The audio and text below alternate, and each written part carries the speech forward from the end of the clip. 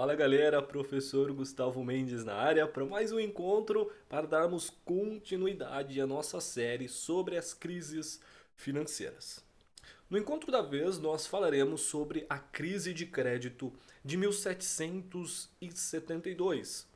Crise essa que aconteceu lá na Escócia, mas que também repercutiu com muita força na Inglaterra e afetou também a colônia inglesa, lá das as 13 colônias, lá na América do Norte. Mais para frente nós veremos que se tornará os Estados Unidos da América, tá bom? Inclusive essa crise ela foi em partes estudada por Adam Smith, que é um dos grandes nomes aí de estudo da economia, tá? Então não vamos me aprofundar muito em quem foi Adam Smith. Se você tem curiosidade para saber mais sobre esse grande influente econômico, deixa aqui no espaço dos comentários o pedido e nós estaremos ali promovendo um encontro para falar sobre a teoria de Adam Smith, tá bom? Então, na Inglaterra, a casa bancária Neil James Fordes and Dow, então na época era muito comum ali ah, pessoas se reunirem e constituírem ali uma casa bancária, constituíram uma financeira, e normalmente naquela época tinha o hábito de colocar um nome, né? Então veja, Neil, James, Fordes, Dow, são quatro nomes, ou normalmente sobrenomes, né? Pela característica lá da cultura, são quatro sobrenomes de pessoas que constituíram isso. E acabou que essa casa bancária formava um dos maiores conglomerados financeiros do mundo. Funcionava então como uma casa de câmbio, funcionava como um banco, mas principalmente funcionava como uma financeira.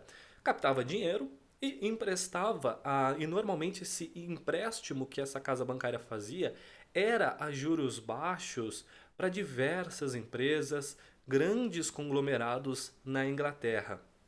E a grande cliente dessa casa bancária, né, a Neil James Ford Dow, era a Companhia das Índias Orientais, que é uma, na época lá, uma gigantesca sociedade anônima de capital inglês, também tinha capital holandês, tinha também capital francês, e que ela tinha o monopólio do comércio lá na Índia, né? Companhia das Índias Orientais, na China também, de produtos que na época eram extremamente valorizados, como algodão, seda, de forma geral, o comércio de chá.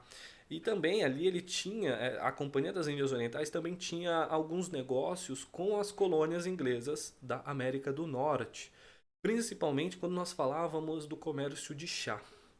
A casa bancária recebia dinheiro de vários bancos escoceses que a financiavam, e entre elas tínhamos a que chamava-se Douglas Aaron Company, que era um grande banco da Escócia, também conhecido lá, poderia ser chamado de AYR, né? Banco Ayr, eu acho que vai ficar desse jeito, Ayr, enfim. Um dos sócios da casa bancária Neil James Fordes Dow, que era o Alexander Fordes, inclusive era um escocês, tinha ali inclusive grandes contatos na Escócia. Em 1771 ele se envolveu numa sequência de práticas especulativas envolvendo a Companhia das Índias Orientais. No outro encontro eu já expliquei para você o que eram essas práticas especulativas. Basicamente é apostar em algo que vai acontecer no futuro, sabendo que o futuro é completamente incerto e não tem como saber o que vai acontecer, e por isso há imenso risco. Tem a possibilidade de ganhar muito, mas a possibilidade de perder muito com essas práticas especulativas. E essas práticas eram envolvendo a Companhia das Índias Orientais. Então, e não somente fazer as práticas especulativas por Fordes. Para alimentar estas práticas, ele acabou que. E essas práticas eram, por exemplo, apostar no lucro futuro da empresa, qual seria lá o preço das ações, enfim, coisas futuras relacionadas à empresa. Ford, assim, não bastava fazer isso, ele usava dinheiro dos seus clientes. E que veja, era na sua grande maioria bancos escoceses, e claro, muitos deles nem sequer sabiam dessas práticas de especulação. Como o que antecede o caos estava tudo indo muito bem, né? Por um momento, Fordas, ele teve ali de fato grandes lucros, mas em 1772, um aninho depois ali, que é o título da nossa aula, ele teve ali grandes prejuízos e que, claro, quando a bomba vem, os clientes acabou que descobriu sobre toda essa prática. Aconteceu que Fordas fugiu para a França, deixando a empresa da qual era sócio numa situação bastante desagradável, inclusive com seus próprios clientes, né? E que, por causa desses grandes prejuízos, romperam os contratos, romperam as relações com a Neil James Ford Sindall, que era aquela casa bancária que eu já citei para vocês. Acabou que teve uma grande crise de desconfiança desses bancos, na sua grande maioria escoceses, e a casa bancária faliu.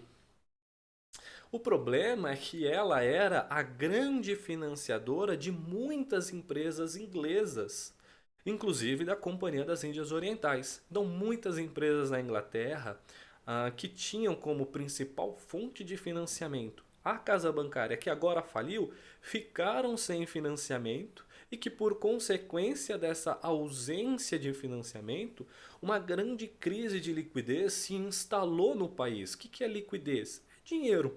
Naquela época, então, a casa bancária supria. Eu preciso de dinheiro, eu vou no banco e pego esse dinheiro. Imagina quando não tem mais, só que eu preciso.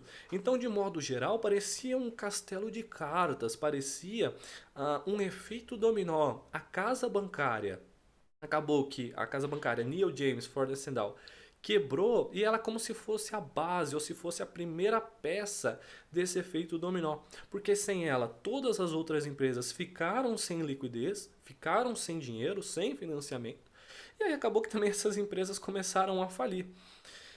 Falando da Companhia das Índias Orientais, ela já vinha num cenário de vendas fracas.